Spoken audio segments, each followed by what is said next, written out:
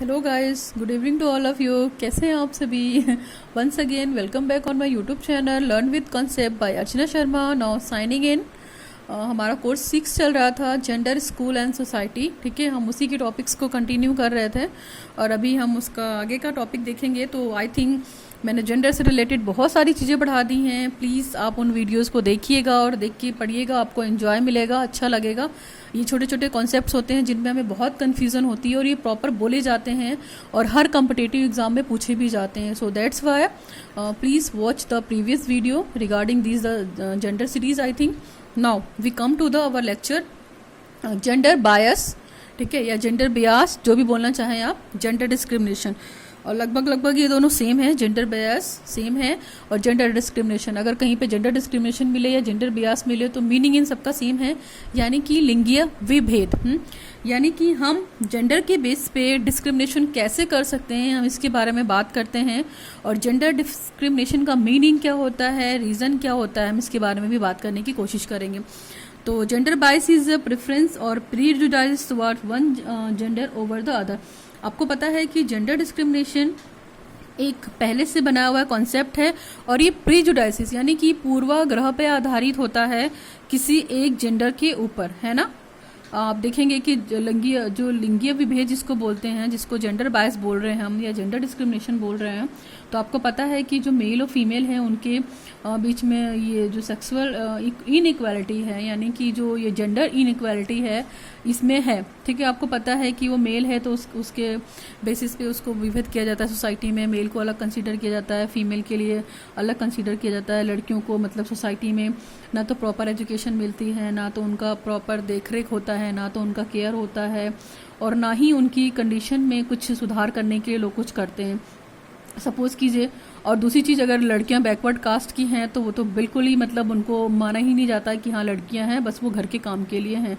तो देखा जाए जो लड़कियों में मतलब ये डिस्क्रिमिनेशन होता है जेंडर बेसिस पे। ठीक है, ये सारी चीज़ें हमारे टाइम में बहुत पहले से चली आती आ रही हैं और उससे हम तभी दूर कर सकते हैं जब हम अपने आप को शिक्षित करेंगे, अपने समाज को शिक्षित करेंगे। और माइनॉरिटीज़ में जहाँ पे औरतें भी आती हैं, हालांकि औरतों का नंबर इतना ज़्यादा है, लड़कियों का नंबर इतना ज़्यादा है कि आप उसे माइनॉरिटीज़ में कंसीडर नहीं करना चाहिए। चूँकि ये कंसीडरेशन सिर्फ इसलिए आता है क्योंकि बहुत सारी औरतें जो हैं रूरल एरिया में, वुमेंस का लिटरेसी रेट बहुत ही ख़राब है, बिल्कुल ना के बराबर है। वहाँ की लड़कियाँ ना तो पढ़ती हैं, और नहीं पढ़ने का सबसे बड़ा रीज़न ये होता है कि उनके स्कूल्स बहुत दूर होते हैं। और दूसरी चीज़, वो बहुत गरीब होती हैं, वो प्रॉपर 2 वक्त का खाना खा पाएँ वही बहुत है। अपने पेरेंट्स की हेल्प करती हैं अपने घर को चलाने में, कहीं काम करती हैं, अड़ोस पड़ोस में अर्निंग करती हैं, इस तरह की चीज़ें करती हैं। तो ये भी एक बहुत बड़ा जेंडर बायस है ना, बहुत बड़ा डिस्क्रिमिनेशन है। ठीक, तो अभी हम बात करते हैं जैसे जेंडर बायस में हम ये भी कंसीडर कर सकते हैं कि आपको पता है घर के लोग ही बोलते हैं कि लड़के का मुंह देख लेंगे तो हमें स्वर्ग की प्राप्ति हो जाएगा, लड़की होगी तो हमें पाप पाप पाप कहलाएंगे, या पाप मिलेगा हमें, या नरक भोगना पड़ेगा, या उसकी सेफ्टी करनी पड़ेगी, उसकी शादी करनी पड़ेगी, उसको दहेज देना पड़ेगा। तो इस तरह की चीज़ों को भी तो करते हैं ना हम। और लड़का होता है तो उसको बहुत बड़ा मानते हैं, बहुत श्रेष्ठ मानते हैं कि मतलब ये तो हमारी फैमिली का प्रेस्टीज है, हमारे ख़ानदान का चिराग है, और एक्सेट्रा इस तरह की चीज़ों से कंसीडर किया जाता है। ठीक है, और लड़कियों को देखा जाए तो उनको पहले से ही ये सब चीज़ों से अलग कर दिया जाता है। तो आप खुद सोचिए, लड़कियों का मन इतना कोमल होता है, ये सब चीज़ें देखकर उनके अंदर खुद भी कहीं ना कहीं डिस्क्रिमिनेशन वाली फीलिंग आ जाती होगी कि हमें उतनी इम्पोर्टेंस नहीं मिलती है जितनी घर के एक लड़के को इम्पोर्टेंस मिलती है। तो ये है gender discrimination. Okay, I hope आपको क्लियर हुआ होगा। Now, gender bias can be subtle, overt and can result in the small or large का। देखिए, किसी भी बड़े समूह के साथ भी हो सकता है जेंडर डिस्क्रिमिनेशन, छोटे तौर पे भी हो सकता है। इसका कोई लिमिट नहीं है, कोई एरिया नहीं है। बड़ी बड़ी फैमिलीज़ में भी लोग जेंडर डिस्क्रिमिनेशन करते हैं कि हाँ लड़कों को अच्छे स्कूल में पढ़ा रहे हैं बट लड़कियों को ऐसे ही गवर्नमेंट सेक्टर में डाल दिया, गवर्नमेंट स्कूल में डाल दिया है जहाँ पर उसकी प्रॉपर एजुकेशन चल रही है। और वो छोड़िए, लड़कों की पढ़ाई को लोग भी सपोर्ट नहीं करते हैं, वो लोग घर के कामों में लगा देते हैं। ठीक है, माँ की हेल्प करो, किचन में जाकर पढ़ लिख कर क्या करोगी, इस तरह के डायलॉग्स बोले जाते हैं फैमिली में। Now gender bias is a behaviour that shows the favouritism towards one gender over the another gender bias. देखिए, जेंडर बायस एक ऐसा कॉन्सेप्ट है जो आपके व्यवहार को प्रदर्शित करता है किसी एक जेंडर के लिए, वो भी कौन से जेंडर के लिए कि जाहिर सी बात है कि आपका मेल जेंडर डोमिनेंट है in comparison to female gender, है ना। फीमेल सेक्स, तो फीमेल के कंपैरिजन में occurs when people make assumption regarding the behaviour, ability, preference of the other based on the upon their gender. तो जो हमारी gender आपको पता है कि ये सोशल कंस्ट्रक्ट है, हमारी सोसाइटी ने बना दिया है, उसमें बिहेव्स हैं, अदर लोगों की एबिलिटीज़ हैं। उनका ये कहना है कि जो मेल है, जो घर का मर्द है या जो घर का लड़का है, वो उसके अंदर ज़्यादा एबिलिटी है पैसा कमाने की, जॉब करने की, पढ़ने की, in comparison to female. Female के अंदर उतनी एबिलिटी नहीं है। तो इस तरह की चीज़ें भी कही जाती हैं कहीं ना कहीं। और जेंडर विभेद यही है कि मतलब बस लड़कों को ही मेल डोमिनेंट हमारी सोसाइटी है, आपको पता है, पुरुष प्रधान देश बोलते हैं हम। तो ये सारी चीज़ें भी हैं, ठीक है। तो that is more all about the gender Beas. Meaning आपको क्लियर कर दी मैंने, ठीक है, कि ये चीज़ें होती हैं। अभी टाइप्स की बात करते हैं कि टाइप्स क्या है जेंडर बियास के। तो सबसे पहला टाइप देखिए क्या है, कास्ट डिस्क्रिमिनेशन। कास्ट की बेसिस पे भी हम डिस्क्रिमिनेट करते हैं, ठीक है। इसके बाद है स्पीशीज़ डिस्क्रिमिनेशन। स्पीशीज़ का मतलब आपकी जाति, जो प्रजाति है। कास्ट का मतलब आपकी जो जाति है, ठीक है। इसके बाद हम डिस्क्रिमिनेट कैसे कर सकते हैं, सेक्सुअल बेसिस पे, यानी कि लिंगीय विभेद करते हैं, है ना, कि लड़का है तो उसको सोसाइटी में ज़्यादा इंपॉर्टेंस मिलेगा, लड़की है तो उसको सोसाइटी में कम इंपॉर्टेंस मिलेगी, ठीक। इसके बाद है लैंग्वेज डिस्क्रिमिनेशन। लैंग्वेज का मतलब भाषा के भेद पे भी डिस्क्रिमिनेट किया जाता है ना। कई लोगों को, आपको पता होगा, आप लोगों ने देखा है कि अगर हमें प्रॉपर लैंग्वेज नहीं आती तो उसकी बेसिस पे भी डिनाई करते हैं हमें लोग, सोसाइटी में उतनी इंपॉर्टेंस नहीं मिलती है। नेक्स्ट है हमारा कलर डिस्क्रिमिनेशन। कलर डिस्क्रिमिनेशन भी बहुत मैटर करता है कि अगर हमारा कलर डल है तो हमें लोग बिल्कुल हे दृष्टि से देखते हैं, नीची दृष्टि से देखते हैं, उसकी बेसिस पे भी डिस्क्रिमिनेशन किया जाता है। नेक्स्ट है हमारा कल्चरल। संस्कृति के बेस पे भी डिफरेंस किया जाता है कि हम हर किसी की संस्कृति को अडॉप्ट नहीं करते हैं। नेक्स्ट है हमारा इकोनॉमिकल डिस्क्रिमिनेशन, यानी कि आर्थिक विभेद के तौर पे भी हम डिस्क्रिमिनेट किए जाते हैं। और फिर हमारा प्लेस्ड डिस्क्रिमिनेशन, यानी कि स्थानगत डिस्क्रिमिनेशन।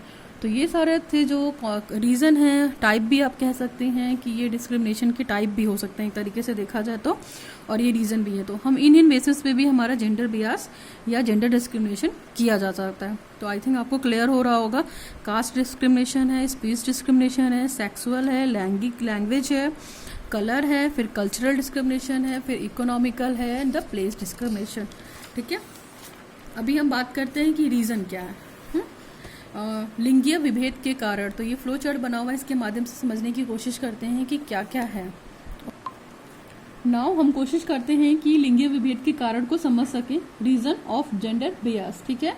लिंगीय विभेद के कारण देखिए, तो यहाँ पे बहुत सारे मैंने बना रखे हैं, आप जैसे नंबरिंग में करना चाहें वैसे कर सकते हैं। ये फ्लो चार्ट है पूरा। देखिए सबसे पहले बात करते हैं, इसमें सबसे पहले देखिए क्या दे रखा है, बिलीफ एंड ट्रेडिशन, यानी कि यहाँ पे मान्यताएं और परंपरा, जो हमारी मान्यताएं परंपरा है उसके बारे में, ठीक है। फिर नैरो थॉट क्या होता है, नैरो थॉट के बारे में बात की, यानी कि संकीर्ण विचारधारा, जो लोग नैरो माइंडेड होते हैं, ठीक। इसके बाद लैक ऑफ अवेयरनेस, जागरूकता का अभाव होता है। इकोनॉमिकल इशू, यानी कि आर्थिक तंगी होती है। फिर कल्चरल फैक्टर, यानी कि सांस्कृतिक कारक भी हो सकता है। फिर ये सोशल, ठीक है, साइकोलॉजिकल कैरेक्टर फैक्टर भी हो सकता है, यानी कि मनोवैज्ञानिक कारक भी हो सकता है। फिर ड्रॉबैक ऑफ एजुकेशन सिस्टम, हमारे जो दोषपूर्ण शिक्षा प्रणाली है वो भी एक बहुत बड़ा रीज़न है जेंडर बियास का, ठीक है। नेक्स्ट है हमारा सोशल इविल्स भी, यानी कि सामाजिक जो कुप्रथाएं बनती हैं उसकी, वो भी एक बहुत बड़ा माध्यम है। फिर न्यूट्रल गवर्नमेंट सेक्टर बिल्कुल न्यूट्रल है, इसके रिगार्डिंग कुछ करना नहीं चाहती है, ये भी एक पॉइंट है। फिर इलिटरेसी, यानी कि अशिक्षा या असाक्षरता, बहुत बड़ा रीज़न है। बिलीफ एंड फेथ, तो हम वन बाय वन एक बार डिस्कस कर लेते हैं कि ये होता क्या है मोटा मोटा। आई थिंक इन सबके मीनिंग तो क्लियर होंगे आपको। नेक्स्ट पहला है हमारा बिलीफ एंड ट्रेडिशन, यानी कि मान्यताएं और परंपराएं। तो आपको पता होना चाहिए कि हमारा जो भारत है वो महान भारत देश, परंपराओं का देश है। यहाँ पे मतलब जब तक अगर पुत्र बेटे का मुंह ना देख लें तब तक लोग अपने आप को क्या समझते हैं कि हमारा फैमिली और हमारा उद्धार नहीं हुआ, यानी कि बेटे का मुंह देखने से ही उनको पुण्य की प्राप्ति होती है, ठीक है, और नरक से मुक्ति मिलती है। जिससे अगर बात की जाए हमारे ट्रेडिशन में बात की जाए, जो हमारी परंपराएं हैं, तो जैसे श्राद्ध हो गया, पिंडदान का कार्य कौन करता है, बेटे ही करते हैं, और बेटों के हाथ से ही कराए जाने की मान्यता रही है। स्त्रियों को चिता का अग्नि नहीं देने दी जाती है, तो एक ये भी बहुत बड़ा ड्रॉबैक है जिसमें डिस्क्रिमिनेशन आएगा ही आएगा, ठीक है। इसीलिए पुत्र को ज़्यादा इंपॉर्टेंट दिया गया है। और ये भी बोला जाता है कि भैया बेटा नहीं रहेगा तो खानदान का वंश कैसे चलेगा, खानदान का चिराग नहीं रहेगा तो हमारा जो जनरेशन है वो आगे कैसे बढ़ेगा। ठीक है, तो हमारा भारतीय समाज जितना भी शिक्षित हो, ठीक है, उससे कोई फ़र्क नहीं पड़ता, लेकिन ये सारी चीज़ें नहीं ख़त्म होने वाली हैं। उसी हिसाब से बालक को इम्पोर्टेंस दी जाएगी। हाँ, साक्षरता दर से साक्षरता को ला कर हम इस चीज़ को थोड़ा सा ख़त्म कर सकते हैं।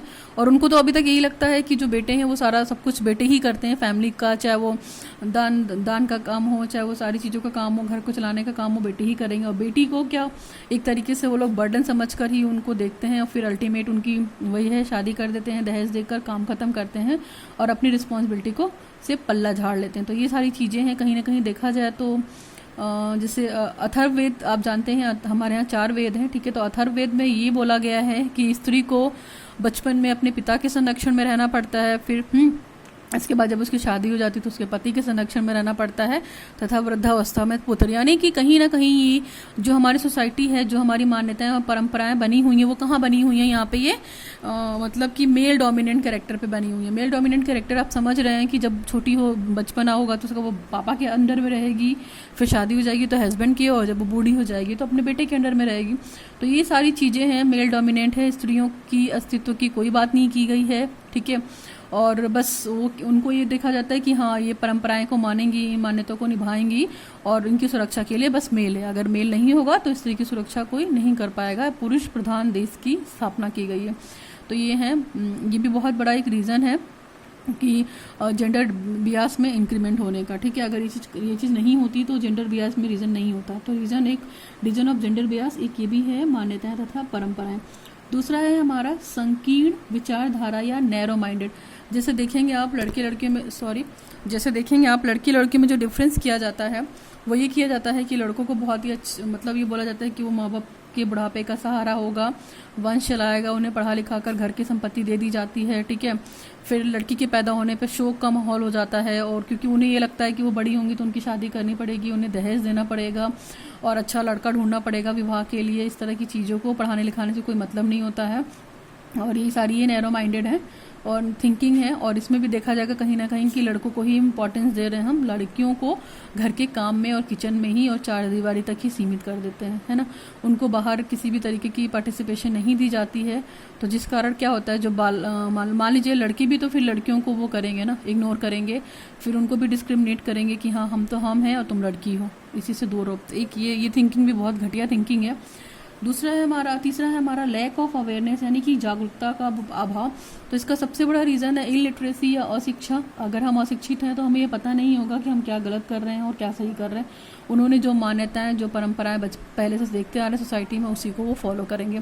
तो कहीं ना कहीं जागरूकता के अभाव में भी सबसे बड़ा कारण ये है कि सेक्सुअल डिस्क्रिमिनेशन या लैंगिक डिस्क्रिमिनेशन होता है और अभी भी कमी है, जिसके कारण क्या होता है, जो बालक बालिकाएं हैं या लड़के लड़कियां हैं, उनका आप देख लीजिए, देखने मतलब जो फैमिली वाले उनको पालते पोसते हैं उसमें भी बहुत डिफरेंसेस देखने को मिलेंगे कि लड़की को प्रॉपर वे से खाना नहीं दे रहे हैं, प्रॉपर अच्छे कपड़े नहीं पहना रहे हैं, उन्हें आना जाना, घर के बाहर के काम को नहीं करने दे रहे हैं, घर में रखा हुआ है और घर का वो करेंगे, घर में मम्मी की हेल्प करेंगे, है ना, लड़के को अच्छी शिक्षा प्रदान करेंगे, बाहर भेजेंगे और इस तरह की चीज़ें हैं। लड़के को स्पोर्ट्स में भी भेजेंगे पर लड़की को घर के अंदर ही रखेंगे वो, और लड़की की पढ़ाई लिखाई पे ज़्यादा पैसा स्पेंड नहीं करना चाहते हैं। क्यों? क्योंकि लड़कियां मेंटली कमज़ोर होती हैं, उन लोगों को ये मानना होता है। ठीक है, और देखा जाए तो जैसे अगर बात करते हैं इकोनॉमिकल सेक्टर में, वो हेल्प तो करती नहीं है क्योंकि पढ़ी लिखी नहीं होती हैं, तो वो कैसे हेल्प करेंगी। लड़की को तो पढ़ा लिखा दिया जाता है तो वो अपनी जॉब मिल जाती है तो वो जॉब से हेल्प कर सकता है, लेकिन अगर लड़कियों को भी पढ़ाएंगे लिखाएंगे तो वो जॉब करके हेल्प कर सकती है ना फैमिली की। लेकिन लोगों के अंदर जागरूकता नहीं है इस चीज़ की, ख़त्म। नेक्स्ट है हमारा इकोनॉमिकल इशू, यानी कि इकोनॉमिकल इशू का मतलब यहाँ पे आर्थिक तंगी से है या आर्थिक चीज़ों से है। आपको पता है कि भारत मतलब इंडिपेंडेंट के बाद से आर्थिक तंगी से बहुत जूझा था, क्योंकि इंडस्ट्रीज़ वगैरह नुकसान में चली गई थी।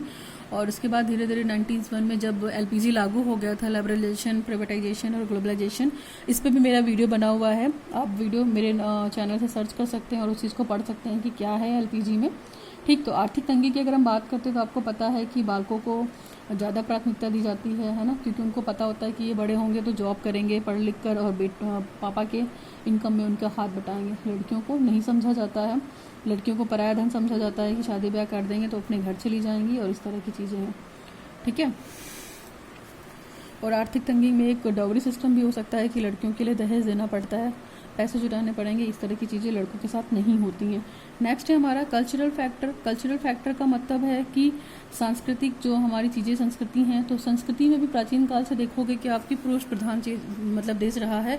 हर एक्टिविटी में, हर कल्चर में, हर धार्मिक अनुष्ठान में पुरुषों को ही महत्ता दी गई है, लड़की और स्त्रियों को पीछे छोड़ दिया गया है, देखा गया है तो। और कुछ स्त्रियां जैसे अगर मान लीजिए बहुत ज़्यादा आवश्यक, बहुत पंडित हैं तो उनकी बीवी हैं तो ही एक आध लोग गए तो गए, लेकिन इतिहास अगर साक्षी है तो सीता माता और द्रौपदी जैसी स्त्रियों को भी स्त्री होने का परिणाम भुगतना पड़ा। आपको पता है कि सीता महारानी थी, उनकी बेटी थी, लेकिन फिर भी उनको बीइंग अ लेडी, वो इतने टाइम वन में रही, तब भी उन्होंने उन लोग अयोध्या वासियों ने उन पर ब्लेम कर दिया कि शी इज़ नॉट पवित्र, है ना। तो ये सारी चीज़ें भी थी, उनको कहीं ना कहीं फीमेल होने का खामियाजा ना भुगतना पड़ा। द्रौपदी को भी बहुत अच्छे फैमिली से थी, उनके सारी चीज़ें बहुत थी, लेकिन ये सारी चीज़ें होने के बाद भी उनको भी बहुत सारी चीज़ें फेस करनी पड़ी बीइंग अ लेडी। जैसे धार्मिक अनुष्ठान वगैरह होते हैं तो उनमें लड़कियों को पार्टिसिपेट नहीं कराते हैं, स्त्रियों को, ठीक है। ये भी एक बहुत बड़ा रीज़न है। नेक्स्ट है हमारा साइकोलॉजिकल फैक्टर। ये होता है, देखिए कि जब भी हम कोशिश करते हैं कि साइकोलॉजिकल फैक्टर में हम मेंटली तौर पे अगर लड़कों को अगर आप ये नहीं बताएंगे कि हाँ हमें लड़की की रिस्पेक्ट करनी है, तो लड़का तो अपने आप को बड़ा समझेगा ही छोड़ेगा, ठीक है, और वो अपने आप को बहुत ऑनर समझेगा। और लड़कियों के अंदर भी ये फीलिंग आ जाएगी, कहीं ना कहीं मनोवैज्ञानिक कार्य उनके मन में आ जाएगा कि हाँ वो तो लड़की हैं, कुछ नहीं कर सकती हैं, ठीक है। तो ये सारी चीज़ें भी हैं। नेक्स्ट है हमारा ड्रॉबैक्स ऑफ एजुकेशन सिस्टम। हमारा जो ये सिस्टम है बहुत बर्बाद है। इसमें क्या है, इनकम्प्लीट टीचिंग ऑब्जेक्टिव्स, हमारे शिक्षा के ऑब्जेक्टिव ही क्लियर नहीं है, ठीक है। तो हम कैसे आगे की चीज़ों को अचीव करेंगे। नेक्स्ट है हमारा फॉल्ट करिकुलम, दोषपूर्ण पाठ्यक्रम है। दोषपूर्ण पाठ्यक्रम में ये है कि चीज़ों को सही से कैटेगराइज नहीं किया गया, समराइज नहीं किया गया कि हमें क्या क्या पढ़ना है, ठीक है। जो पहले से चीज़ें पढ़ते आ रहे हैं उसी को पढ़ते चले जा रहे हैं, उसमें इम्प्लीमेंटेशन नहीं कर रहे हैं, एक ये भी बहुत बड़ा फैक्टर है। वेस्टेज स्टेगनेशन, वेस्टेज जो स्टेगनेशन भी है कि प्राइमरी शिक्षा में ही ये चीज़ें आती हैं, स्कूल दूर होने की वजह से और प्राइमरी शिक्षा कंप्लीट नहीं करने की वजह से और घर के कामों की वजह से भी लड़कियां क्या करती हैं, ड्रॉप आउट करती हैं, स्कूल को छोड़ देती हैं, स्टेगनेशन हो जाता है, उसमें वेस्टेज हो जाता है। जब पढ़ाई बीच में छोड़ देंगी तो जाहिर सी बात है रिकॉर्ड भी आएगी और स्टेगनेशन भी आएगी, बर्बाद भी होगा। नेक्स्ट है हमारा लैक ऑफ गर्ल्स कॉलेज, लड़कियों के लिए कॉलेज नहीं है, सेपरेट कॉलेज नहीं है। फिर vocational, lack of vocational education, व्यावसायिक शिक्षा से रिलेटेड भी कॉलेज नहीं है।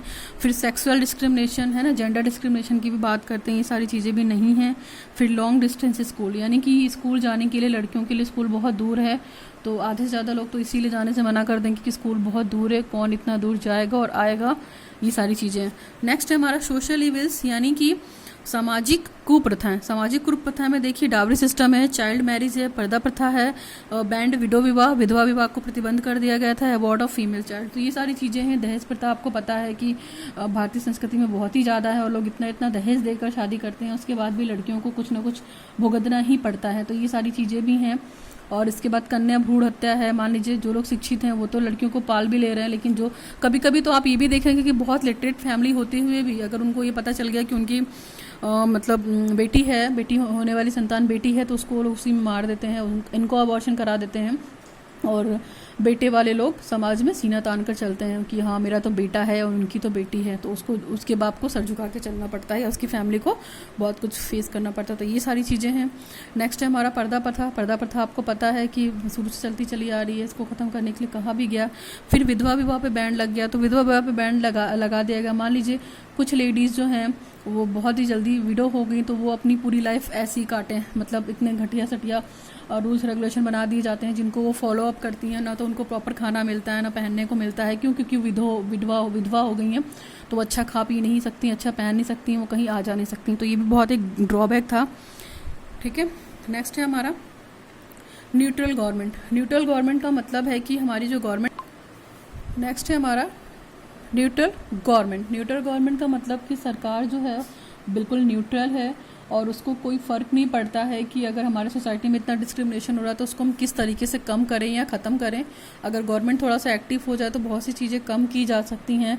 जेंडर बायस की रीज़न को ख़त्म किया जा सकता है। जैसे मान लीजिए जो गवर्नमेंट ये कर सकती है कि जो लोग लड़का लड़की में विभेद करते हैं या डिस्क्रिमिनेट करते हैं उनके लिए कुछ पनिशमेंट बना दे, कुछ रूल्स रेगुलेशन बना दे, फिक्स कर दे कि हाँ ऐसा ऐसा अगर करते हुए पकड़े गए, या जहाँ पे आप ये देखा जाए कि अबॉर्शन वाली चीज़ें हो रही हैं कि पता कर लिया कि कौन सा लिंग की की जांच करानी है, यानी सेक्स आइडेंटिफाई करना है कि लड़की होगा तो इस क्लिनिक पे जाकर हम उसकी हत्या करवा देंगे या अबॉर्ट करवा देंगे। तो ये सारी चीज़ों पे बैन लगना चाहिए। जो पब्लिक प्लेस हैं या जो गवर्नमेंट ऑफिस वगैरह हैं वहाँ पे भी आप देखेंगे कि मतलब कहीं ना कहीं बहुत ही बुरी तरीके से देखा जाता है इन सब चीज़ों के लिए। और दूसरी चीज़, ऐसे बहुत से क्लिनिक हैं जो बिल्कुल मतलब ऑन पेपर काम नहीं करते हैं, छुपा कर ये काम करते हैं और अभी भी ये सारी चीज़ें हैं।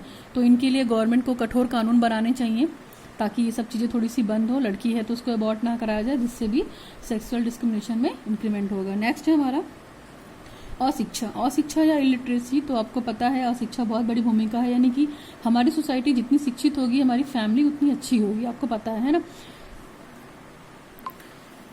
तो आपको पता है कि अशिक्षा होगी तो जाहिर सी बात है हमारा समाज तो अंधविश्वास पे बिलीव करेगा, बिना समझे सोचे कोई भी कार्य करेगा, तो इसका फल तो वही होगा ना कि जो लड़कों की इम्पोर्टेंस है वो बनी रहेगी और लड़कियों की जो डिस्क्रिमिनेशन है, लड़कियों की जो मतलब वो है स्थिति है वो बद से बदतर होती जाएगी। तो इन सब चीज़ों पे विचार विमर्श करने की ज़रूरत है। लड़कियों को भी आप वही अपॉर्चुनिटी दीजिए, वो भी आगे बढ़ेंगी। और लड़का लड़की को आप एक समान देखिए, हाँ दोनों को शिक्षित कीजिए। अगर आपके 2 बच्चे हैं, ठीक है, लड़कियां हैं, आप सपोज कीजिए ना लड़कियां नहीं होंगी तो आप मतलब आपको बीवी कहाँ से मिलेगी, आपको माँ कहाँ से मिलेगी, बहन कहाँ से मिलेगी, बेटी और पत्नी कहाँ से मिलेगी।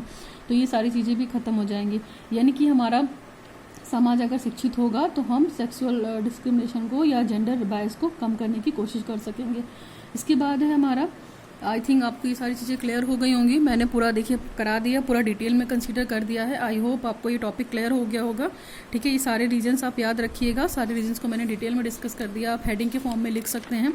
तो that is more all about the gender bias, gender discrimination, दोनों समझ सकते हैं आप, ठीक है। और ये इम्पॉर्टेंट भी है, आप इसे ज़रूर पढ़ें, ये हर एग्ज़ाम में पूछा जाता है और आपको पता भी होना चाहिए।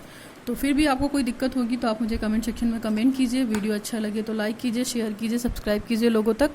Thanks for watching the video. Signing off, learn with concept by Archana Sharma.